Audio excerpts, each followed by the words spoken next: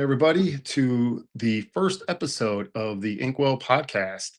This is going to be a new podcast for me that's really giving the creators out there kind of just another voice, another platform to talk about their work, talk about what they do, talk about why they do it, and hopefully we can inspire other creatives out there to keep doing, keep plugging away, and maybe young creators to pick up the craft and make some great stuff out there. So today I am joined by Greg from SeerNova Comics, and we're going to bring him on and talk about him a little bit, and let's go from there. So welcome, Greg. Thanks for being on the show. Thanks for having me. Yeah. So the first episode, I thought it would be kind of a full circle here. Oddly enough, I was on your first episode of your podcast many years ago. And it's kind of interesting how things change, but we are back. I'm working on podcast series. Have a few creators lined up. Figured give you the first crack at the whip here. But let's just jump right into it. So there's just a handful of questions here. Just want to discuss and hopefully, motivate those out there. Give them a little bit more insight. We're both indie comic creators. This won't be a space for just indie comic creators. I want people to know that this will be space for hopefully other creatives, if it's sculptors, painters, stuff like that. But, I thought it would be really cool to start out with Greg and indie comics because I love doing it. So to the first question here, what inspired you to pursue creating indie comics in the first place? Like, what was the spark there? So in 2014, I started writing a story. It was a really long story. That was like over 1,200 pages that turned out to be. And I didn't know what to do with it at first. And then my younger brother's friend, Andrew, was like, you should make like a graphic novel out of this. And my grandma even said, you should make a graphic novel out of this. I was like, oh, that'd be kind of cool. So then I put a ad on Craigslist. Really? Craigslist of all places. Yeah, and I'm like, I don't know how to find people. At that time, I could have just Googled.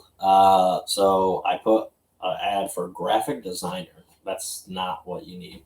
So I put an ad for graphic designer, and Dylan Mislewick, the co-owner of SeerNova Comics, he's the only one to email me. And he's like, I don't think you need a graphic designer for what you need, but I wanted an artist. Yeah. Because I write. So he made a logo, and then for like a year we were just texting back and forth, and then I actually went over to his apartment, and then he's like, well, tell me the story, and then he got way more interested in than just wanting to make a logo, and then we created a company. So yeah, and the rest is history. What was that first comic, the first story? So it was, now it's not that, our flagship title, Seer Chronicles. So that was supposed to be the thing that kind of everything ran through, but it was called the Seer Chronicles. That's the whole entire thing, and I just broke it up into different pieces, and that's how I got ink, scales, and there's a bunch of other characters, their own little series. So nice. Okay. And I mean, was there any formal education? Because I know you write, and you started a company, and it's like I did very much similar things. I have formal education in design and things of that nature, but not necessarily in comic art or writing. I was just curious, was there anything, you just had these ideas and was like, hey, put pen to paper? Yeah. One night, Dylan's like, don't say it that way, but it's how I have it. One night I was really bored, and I just started writing a story. I opened my laptop and I just started writing, and my uncle at the time was a firefighter, so I added him in the story, and then I was like, oh, I can add more people I know in the story. So I just started doing that, and it grew into that really big story. But in 7th grade English class, I had a narrative project that I had to write, and we were only supposed to write 15 pages in a composition notebook, so those aren't that big, but yeah, it was 15 pages, and then just trying to make a short story or whatever. I wrote 80 3 or 4 pages. It was just basically a whole notebook. Oh yeah. Yeah, and I got extra credit. You overachiever, man. Yeah, and I was like, it was just I kept writing, and then as I kept writing, there were people in my class like, "Oh, can I begin the story?" I was like, "Oh, I can't just keep adding people." Yeah. And it's actually a story that's on Amazon, which I rewrote to make it a little more mature because I wrote it in middle school. Yeah. So there was no swearing in it at the time because I didn't swear. I literally Yeah. didn't swear, even though now the F word is like every other word that comes out of my mouth. But now, yeah. But back then in 7th grade, I didn't swear at all. And it's really weird because I didn't know what serial killers actually were in the 7th grade. So I was just like, oh, this guy's a killer. And Yeah. it's about a security guard that's in a mall that's actually the mall exists, like not that far from my house. But it's kind of like run down, and there's only a few stores. But I had it in middle school. There was more stores in there, and it's me and a couple friends are trying to like play hide and seek in the mall. And then that's after they go see a movie, like a horror movie that they snuck into. Typical. Yeah. And then they're like, oh, well, we could try to like hang out in the mall the whole night. And what they don't know at the time is there's a serial killer like on the loose, and it's actually the security guard that works there. So then he's trying to like kill them. So that's the whole thing. Yeah. Yeah. But I mean, you just sat down and started writing. Was it kind of more comic format, or was it literally almost like a novel format? So it was in like a novel format at first. And then I still have that story somewhere in my Google Drive. Nice. And then I had to break it apart. So it's like, it was more of like a storyboard. And then when Dylan came along, he's, because there's multiple versions of the Seer Chronicles, like the first issue. And there's like 4 maybe in total. And the first one, no one will ever see ever because it was bad. So the script at the time was a storyboard, and he didn't know that at first. So when he saw it, and he's like, "Why are these like panels not making any sense?" Also, the artist that I was using was a skateboard artist. Like he doesn't do like sequential art, and I was like, "I don't need that." So there's that guy. He's cool, but like that's not. So there was only like 4 pages maybe he did. That's no one will ever see that. And I was like, well, that has to be redone. So then he actually went through the script, and then he's like, I guess I'm now your editor. So he edits some of the stories, except like Mittens and stuff. And yeah. And I mean, that's very similar. I have probably about 3 versions of Ice Pick, which was my first book that I wrote. And, I didn't know what I was doing. I was literally kind of drawing what I thought was cool and wrote a story. Like I had a loose story in my head, but I didn't script anything. I just like started drawing comic book panels and pages, and I'm like, oh, I'll fill in the dialogue later. But yeah, that's interesting. I think with the indie creator space right now, a lot of us are not necessarily formal school, so it's not something where you can have this career, you can do this, whether it be side hustle or professional with a company. You don't necessarily need to be like college educated so much. I think there's enough out there. There's a lot of whether it be YouTube or other places where you can learn and understand structure and understand good script writing, things like that, because that's important, right? I mean, like you said, we were talking before this, and like there's a lot of good things out there, but there's a lot of crap out there, and it's like to keep it going, to keep doing this, we can't produce crap. So but I was going to say, like, what if you could explain a little bit of your motivations to keep doing this. I know it's not glory, it's not riches, it's passion, it's love. I mean, for me, it's the love of drawing, the love of telling stories. Can you kind of dive into that for us? So it was like at first, like almost everybody that starts indie comics is like, I'm going to tell this big story at like one time, and then that's going to work. But that doesn't work. So like, it's more of a like marathon, not a sprint. So I thought the Seer Chronicles was like the thing that was going to do that. I was like, oh, it's going to be like unique or whatever. Yeah, we all think that. Yeah, and like it was supposed to be how like Quentin Tarantino does like movies, you know, like how the Okay. you know, yeah, the acts are split in different ways, Hmm. and that confused people. So I, You're like, so I was scratch like, that. oh, I guess that doesn't work like that. And then some people that like Quentin Tarantino, I bet I know that likes him. Hmm. He's like, yeah, the stories are all over the place. Also, it's because I remastered it like a million times. But Yeah. uh, yeah, I just like I want my stories like told, and I have a lot of them, and there's I'm not gonna stop. Yeah. And You're even just though going like until they're Dylan is, done. yeah, even though Dylan's like, you gotta like stop. We can't do the next story yet. I was like, oh well, you can't stop me. Yeah. So Yeah. Well, like I can keep doing that. that's interesting because I kind of, as I tell stories, I end up thinking of more stories. So it's like this endless Yeah, circle of storytelling.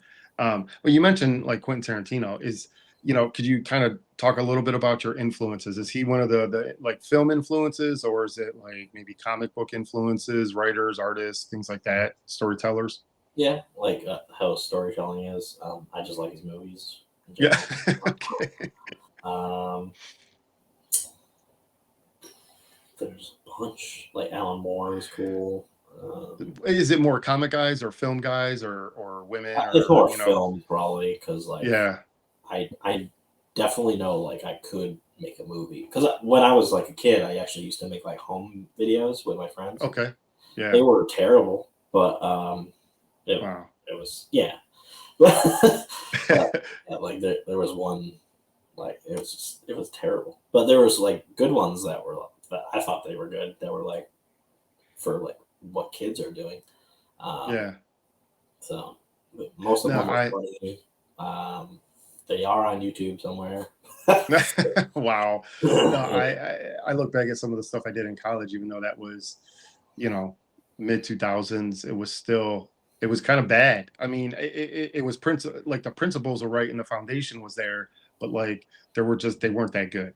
So it takes time to mold something in an item or a thing that looks good and reads well, that has all those really good qualities of a Quentin Tarantino movie, because that's a challenge to do what he does. He does it in a very unique way, and it's definitely not for everyone.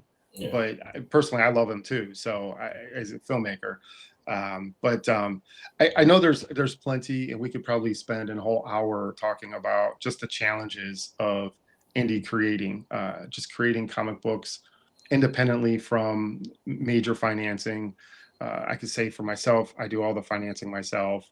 But what are maybe like some of the biggest challenges? Is it getting artists? Is it just getting the marketing side of it kind of in tune with your customers and getting them to support things? Like what are some of the biggest challenges? so one thing like everyone does say is money. Like so, like Yeah. I didn't know how much it would cost, Yeah, guilty as charged. I didn't either. and then I so if you're a writer and you there's no other option and you have to get artists, like it's Yeah. not gonna be like cheap. At, No. so I don't have a problem finding artists. Okay. I did at first because I was like, I don't know who was going to do this. All you have to do is like figure out what style you want for the Hmm. comic, and then try to see if a certain person can do that style. If they can't, then just Hmm. move on to another person. Um, like I was in an Airbnb at Baltimore Comic Con with a bunch of other creators, so Yeah. it was really cool. I got to just talk to other creators, but there's literally two artists like in the same living room as me, and I was like, hey. Nice. One day you're gonna like be an artist for me. They're It, like, okay. yeah. That's how I feel. I mean, SeerNova Comics has been around since what year? 2017. Okay. That's a little bit after I started doing ice pick, and I didn't Dark Space Studios hasn't been around that long, but I was publishing under another company. But yeah, it that is the biggest challenge for anybody out there. Like, and I've had, people ask me, well, how do you do it? It's like, well, my first 4 issues, I wrote it and drew it and colored it and lettered it and published it. I didn't have any, maybe, I had family or friends kind of read it as an editor, but what do they really know? They're not like an editor for comics. And that's a different type of editing versus film or TV shows, like it's a very specific niche thing. So it's money is always a challenge, and it's just a matter of prioritizing. If this is something you're passionate about, we end up saving what we can, and taking shortcuts when we can, trying to save costs, I guess. But yeah, for me, like, finding an artist has never been that difficult, especially nowadays. I'd say in the last 10 years, with social media being what it is, a lot of people are very personable. You can reach out, and you may not get an answer right away, but generally speaking, like us indie guys, we're pretty responsive because we're not doing it full time necessarily, so we have a little bit extra time. Um, but you've talked about a couple of your different titles, a few of the titles that you've had, and SeerNova Chronicles was the first one. Is that what you were saying, that or started it all? Or yeah, the Seer Chronicles was like, yeah. It was the thing that was supposed to start it all, but actually it was Ink that was like the first comic to be released. Okay. But yeah. You have a handful of titles, and this is something even I kind of question my own decision making on as an indie creator. Is do you think it maybe hurt your growth for the company to have multiple titles and trying to promote multiples at different times versus just sticking with like one title, introducing all these characters within that title, but then having it just be 6 issues, 8 issues, 10 issues, and then kind of give them their own spin-off? Do you think that that's hurt at all? Sometimes I like think that, and like, so there's a indie comic book company called Covenant Comics. They're cool. And I wish I did how they did it. So they have Crossbones, they have Ether.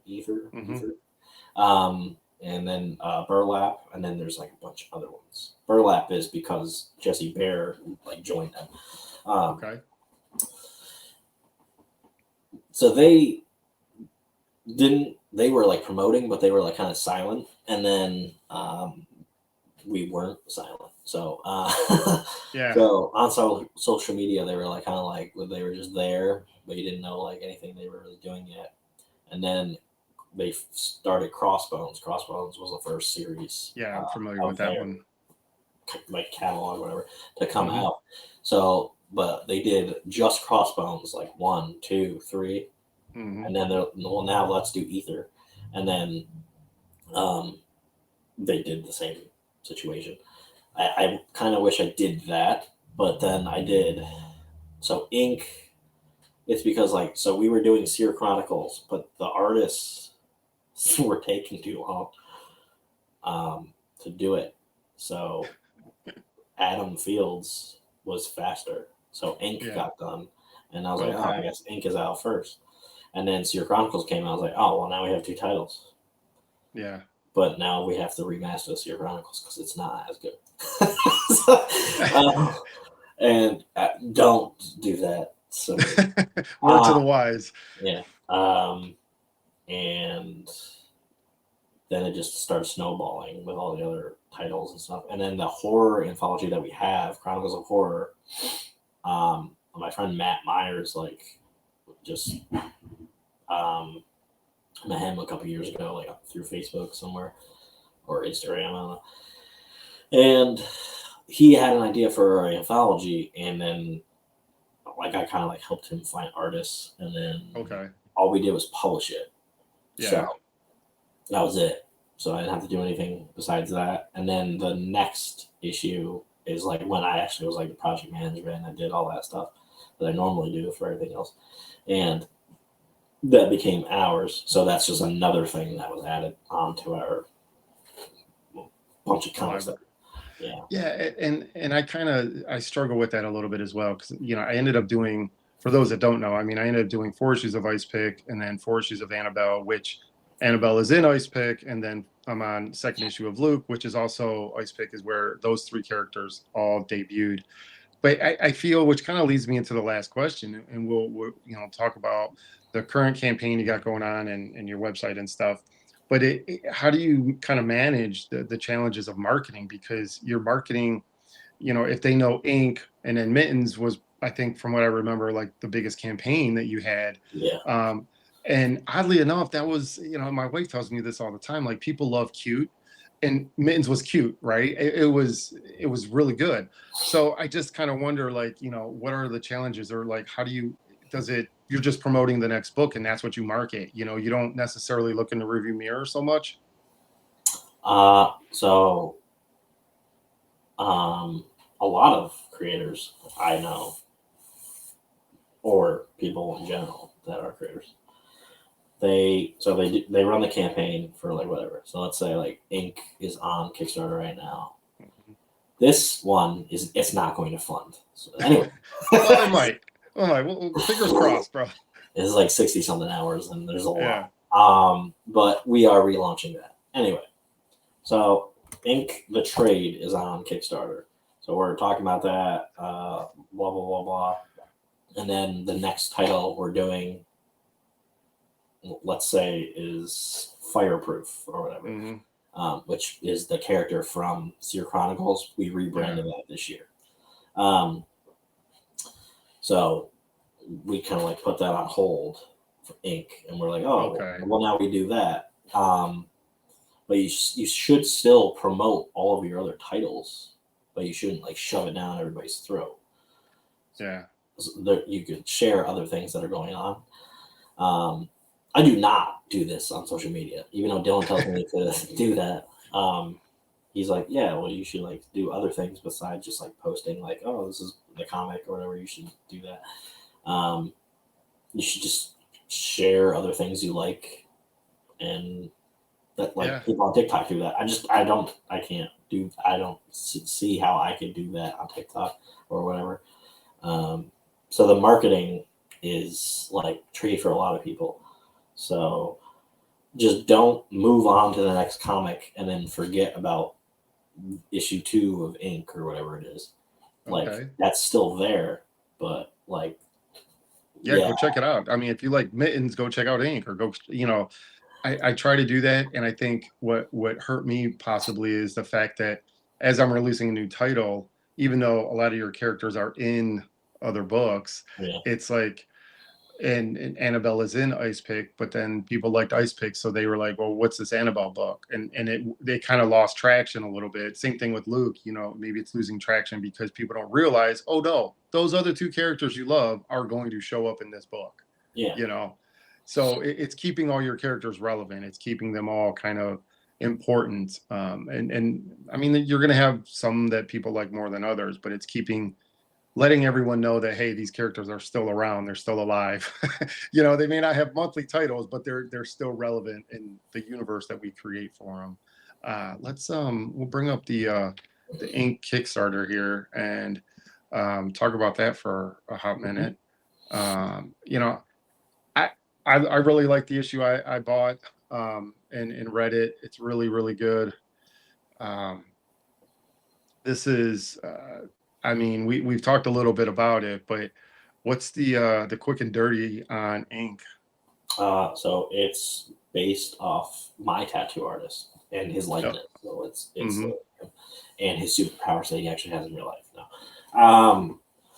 So it's a tattoo artist. He has a nightmare of some stranger that comes into his tattoo shop, and he brands him with this key tattoo, and then he disappears. He wakes up, and he heads in for work to his shop, and that actually the dream becomes reality.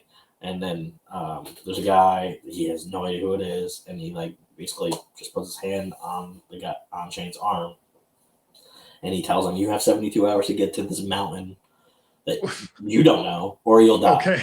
And he's like, oh, okay, great. And the guy evaporates, like he just disappears. He's like, oh, I guess I have no other option. I guess to go, yeah. And then there's a countdown that actually forms on his on the key tattoo, and Okay. it's 72, and then it would start counting down. Hmm. So he's like, oh shit, well, I have like no other option. I have to do this. So he goes there, and then, it skips 3 years ahead of time because that whole time he's been training and doing all this other stuff to get Okay. other powers, because he gets other tattoos through trials. And later on in the next plot arc, you'll see like flashbacks and other things of like him doing these trials. So Okay. yeah, so he comes home after 3 years. We made it 3 years that he comes home, because it literally took 3 years for the second issue to be made. So Well, that's kind of cool. Like, yeah, yeah, that's a long time for an issue, but that's still kind of cool. You yeah. tied it into the book. And he comes home, and the cult that he's actually was like learning to fight, well, during his trials and stuff, is actually like in his town, and now he has to deal with them. But they took his neighbor Brittany because he wasn't home, and they took her to maybe try to like get him out, to try to like get him. And he finds out that they're creating this drug, and then he has to like try to stop the drug from spreading. So there's that whole thing. How many issues or how many pages do we have here for the trade? 76 pages. It might be Okay. 78, because I was asking Dylan, and I was like, do you know like the actual amount of pages? He's like, yeah. I was like, no, I need to know the exact amount when I'm promoting this. And people will probably be like, well, why wouldn't you know? Because there's a bunch of extra stuff, and there's even just the page that we just that Dylan just came up with like yesterday. So there's gonna be a page, a QR code, and you scan the QR code, and it actually like will flatten the page, the book that is in issue 2, and it's the Okay. prophecy thing, and you can actually decode it. So Oh, that's cool. yeah, so we're going to do that. That's going to be on one That's of the really pages. cool. You scan the QR code, and you can actually figure out what the prophecy says. The prophecy is actually a thing. It's a story that we wrote out, and it's in our own language, the Noctum alphabet. Yeah. So, yeah, you can decode it, because there's a whole decoder in the back of the book, and you can you rip the page out, whatever you want to do. And you could actually decode it and figure it out, because it's going to be like Like a real story. It's a real thing. yeah, it's a thing that's going to happen. So That's it's really cool. awesome. I do love that cover. That cover is Yeah, just yeah, it's awesome. it's so good. Yeah, I mean, I would say people, if you like, I mean, this is a good story. I've read it. It's really solid. The art, it's on par with anything else out there, in my opinion. I would say a humble opinion. I've backed some Kickstarters that I was just a little disappointed in, but never with you guys. You always come through with Kickstarters, and yeah, I mean, it's a really really cool story. That's another sweet cover. There was that issue 1, I think. Yeah, Yeah, that's another sweet cover. 3 was Really one of good. my favorites, just because like it has like a berry stain, because part Mhm, of the drug imp, it's made from mulberries. So mhm. yeah, Nice. Yeah, I know there's not much time left, but I would absolutely hope to get that funded. And I mean, we as indie creators, like we talk about struggles. This is definitely a struggle. It's just getting people out there. It's getting awareness. I think it's probably the biggest thing we struggle with. I think there's plenty enough people. I mean, you have already 43 backers, so I mean it's a solid amount for indie creators. I know, there's other. We could always look at like the creators that are getting hundreds of backers and tens of thousands, 100,000, whatever. But at the end of the day, it's like I try to, for myself, I try to look like I'm in this bubble, and what's a good Kickstarter for me is probably terrible for someone else, but it's probably better than other people, So it's always trying to have that perspective as a indie creator, and just kind of go from there. But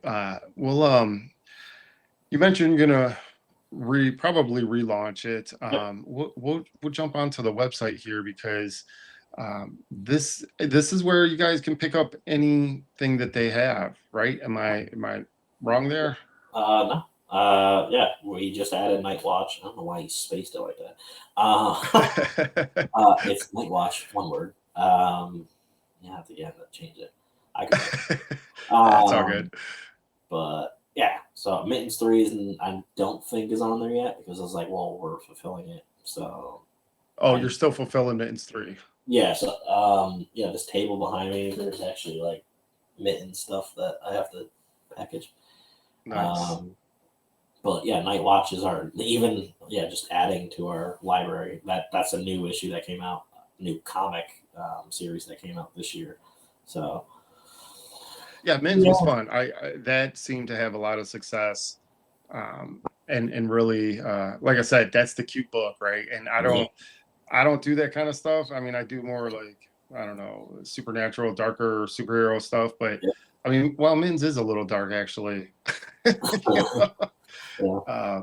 But yeah, I mean, hopefully, are we working on issue 4 then? Are you looking to do a trade with Mittens or? Yeah, we're gonna do a trade. So the artist J.R. Harris, he's dealing with life. So Mhm. after I fulfill the stuff that I got to do for issue 3, Kickstarter, we're not like working on issue 4 yet because Okay. it's the first plot arc, issues 1 to 3. So we're gonna do a trade. I don't think so the thing that I wanted to put in the trade, we can't really do because he doesn't know if he'll have time next year.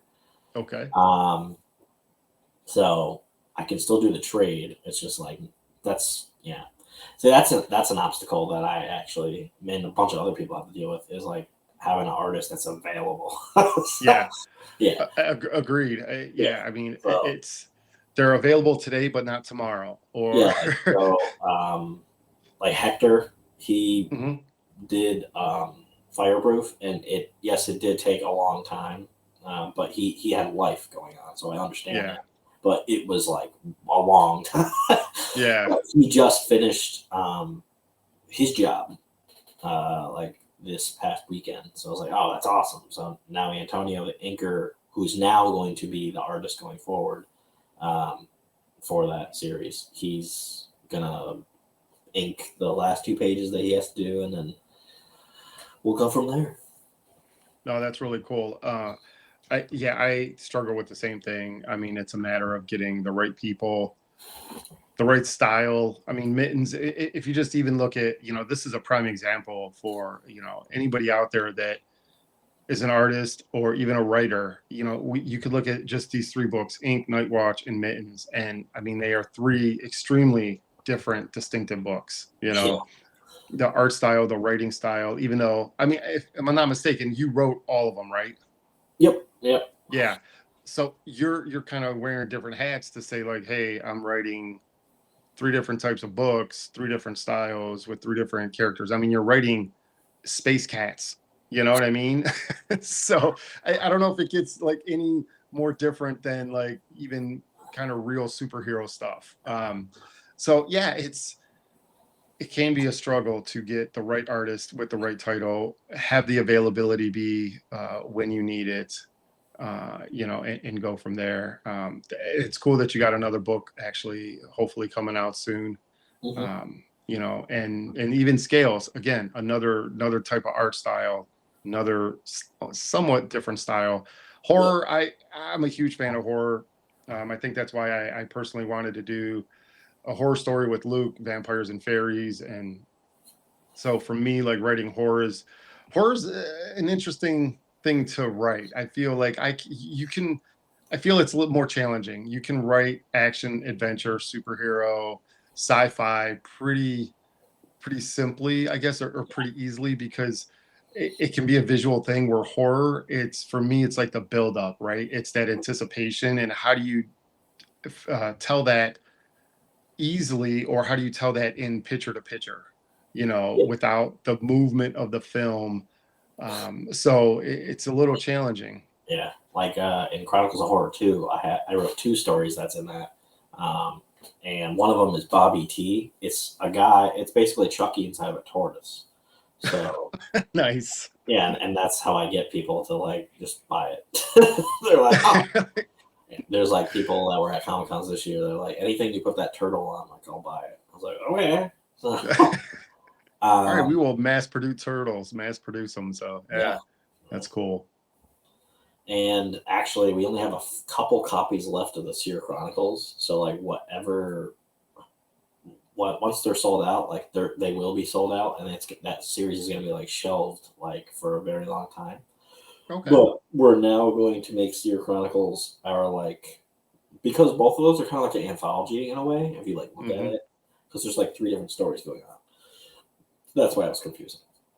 We're now going to do, it's going to be called the Seer Chronicles, but it's for any character that has an origin story. So any origin story going forward will be in like a Seer Chronicles. Oh, that's cool. Yeah, so that's what we're going to do at some point, because in the second issue we told like a couple origin stories for a bunch of different characters without even realizing it. We're like, oh, this is the story. So yeah, I kind of went a different route. I ended up doing 4 issues for an origin story in a way, or at least an introduction of the character was 4 issues.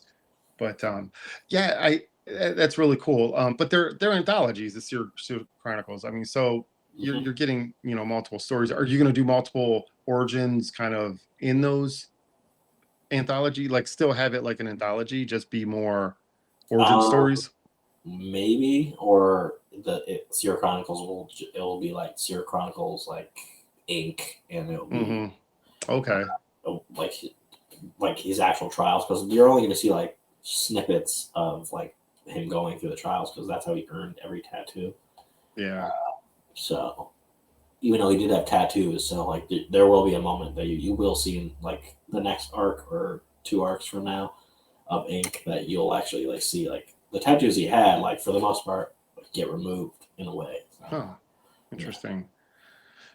How far do you kind of write in advance? Like, are you just going like, I go a couple issues ahead, or are we doing like, hey, here's a story arc, and then you plot out possibly the next story arc, and you're 2 or 3 story arcs ahead? I know that there's a bunch of arcs. So instead of going to sleep in Baltimore, at one point I wrote like the second plot arc of Ink. So, like I didn't write it all. I just wrote like 3 issue plot lines. So I have that. So now I just have to write them out. But like Mittens, I already know. So that after the trade, there's actually going to be a 1-shot story that I already wrote, and I think it's edited too.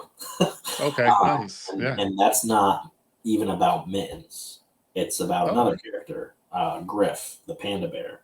He's a bounty hunter, and it actually coincides with the next plot arc of Mittens, so it all connects. That's cool. Yeah, that's really cool.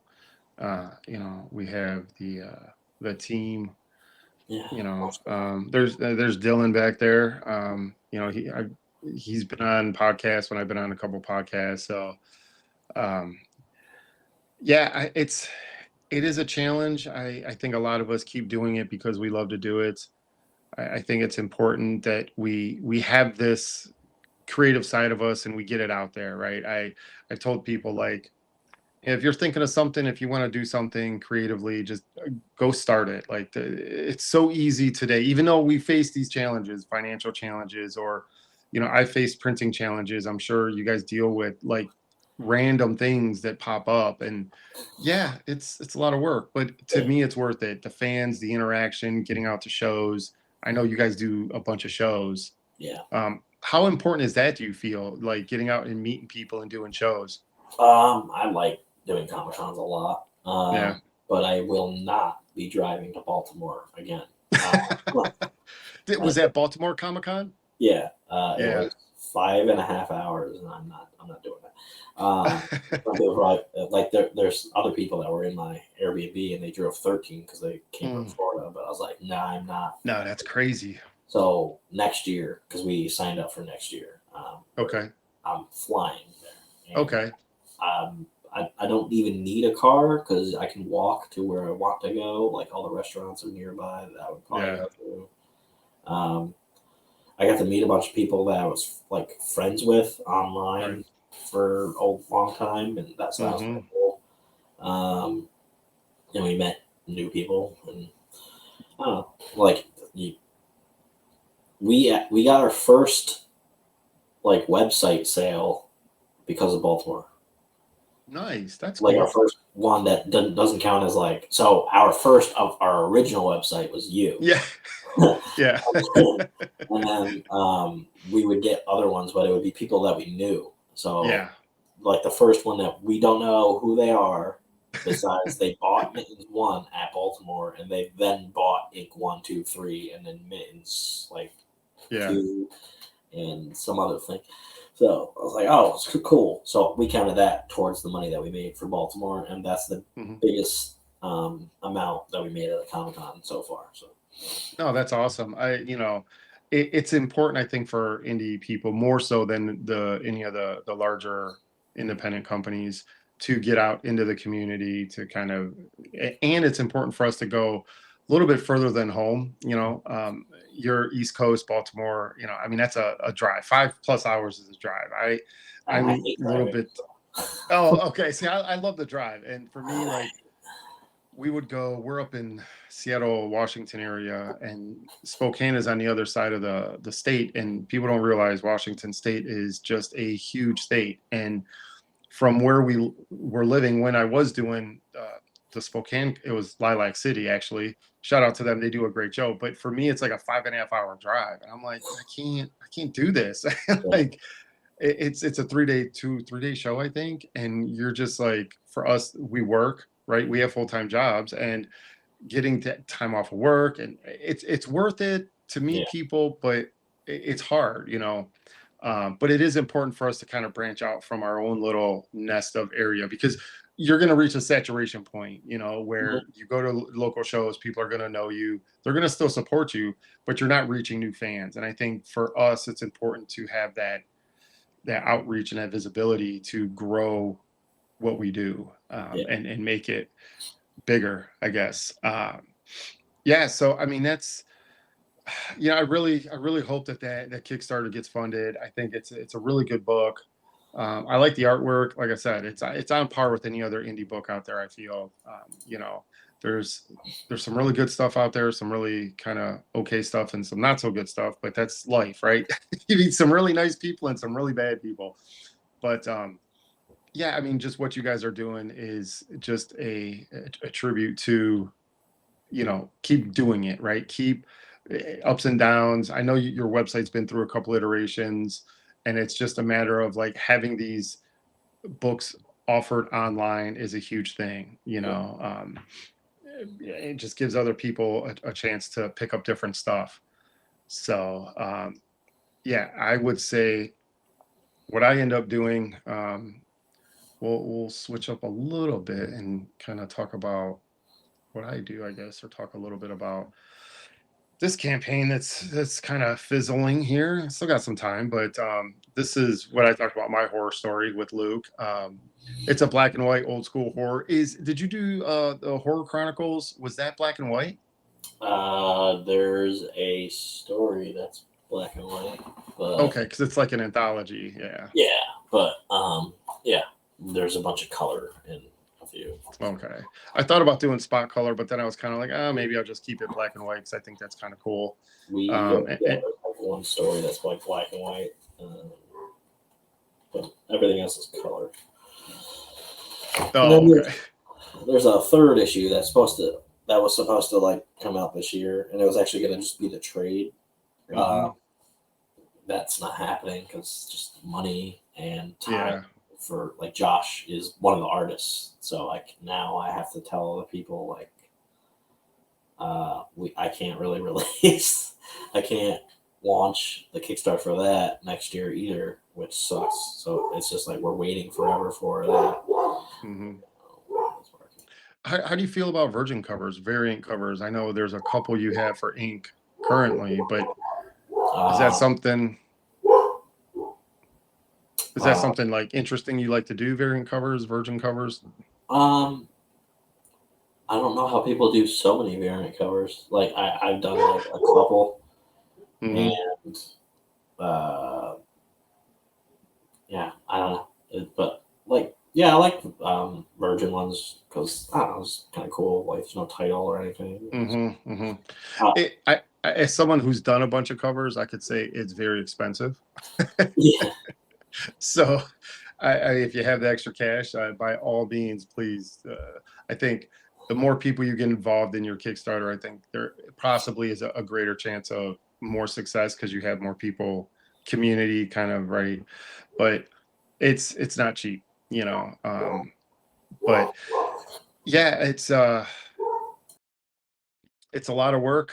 I kind of, I hope that Ink gets funded because I think that's another great important indie book. Anything out there that advice or just in general, for any other creative people out there, contact info, anything like that. like I mean, advice just for people starting out, maybe for someone that has an idea, just how to get it done. um, don't use AI. Agreed. Hire actual artists. Get a concept artist. So like one thing that I wish I kind of did, but I didn't like do, but I might do going forward is actually have like concept art, so I know like what the character looks like, and then so I just have the character to show off instead of like, oh, now I have to like take this panel and be like, yeah, it's annoying. So if I could just have like Shane and he's just standing there, like that would be kind of cool. But I don't have just a picture of him standing there. Yeah.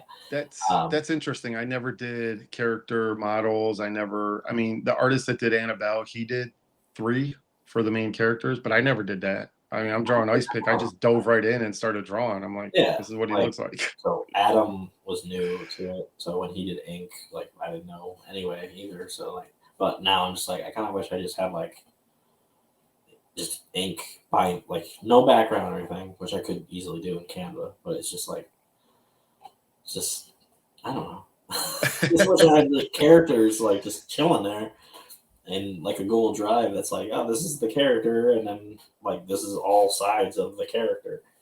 Um, Yeah, I but I think that's don't. helpful. For me, I would say it's helpful more for like other artists. Like it's great for promotional stuff too, but like I think it helps if you have someone working on 2 or 3 issues and then you have to hand it off to another artist. You're like, hey, this is what the character looks like. Yeah. This, so it could be Yeah, helpful. yeah, and he has all these tattoos, so like you have to have him in the same spot. So, Yeah, but I do have like concept art of that. So my colorist like drew that. So I was like, oh, can you like have it so the hawk is here or whatever, and all this hmm other stuff. But yeah, so I have that, so that's good at least. And then all the cult members, like the main, like each rank. So I have that too. It's just I don't know. I wish I did that for everything beforehand. yeah. Or at least the Uh, one series that I knew I was doing. yeah, and I think for that, like because there is a cost involved, I think a lot of us just forgo that. Indie creators, we're kind of like, I mean, if we don't have the capital up front, we'd rather put that money into making the issue. Yeah, So it's understandable. I mean, look, there's a ton of mistakes we make early on, and we're like, we should have done things a little bit differently. But yeah, I mean, you guys do great work. I really appreciated you being on here and just kind of telling your story a little bit, talking about the company, talking about your ideas, your characters, motivation. I mean, I think that's important for not just comic books, but for anyone, right? I mean, whatever they do, it always starts with that one little spark or that, like you said, that one idea you had in 7th grade or when you were younger. I was a teenager as well when I started Ice Pick, and it kind of actually you said you'll never see the first rendition of some of your books. Well, the first rendition of Ice Pick is actually in my trade. I thought that would be kind of cool to throw in all that really old, really shitty artwork that's colored with colored pencils. It's embarrassing, but I think what it does is it helps to motivate people, and that's kind of like one of the things that I'd like to do here is just let people know, like, yes, you can face all these challenges, but the other side of it is you bring a smile to someone's face, or you help someone create that next story, or that next creation, whatever that is going to be. or you have a fan. Like, I'm sure you met plenty of super fans that are just like, whatever you guys produce, I'm backing it, I'm getting it. And, I think that's important in what we do. It's important to get out there. But yeah, we'll wrap this up. I'll do a quick little, we'll do a quick little website here. This is Dark Space Studios, and this is what I do. This is all the books that I have out. I have my Loot Kickstarter. You guys can check that out.